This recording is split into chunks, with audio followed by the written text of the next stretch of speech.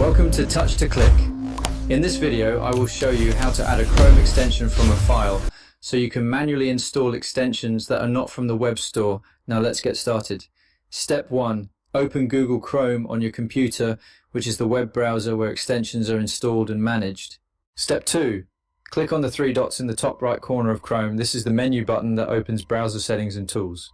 Step 3. Click on Extensions from the menu, which is the section where all installed add-ons are listed. This area lets you view, enable, disable, or remove extensions easily. Step 4. Click on Manage Extensions or type Chrome/extensions in the address bar and press Enter. Both options open the same extensions management page. Step 5. Turn on the Developer Mode toggle at the top right, which unlocks extra options meant for manual installation. Step 6. Click on Load Unpacked. This option allows you to install an extension directly from its folder instead of a packaged file. It is useful when you download extension source files or custom tools.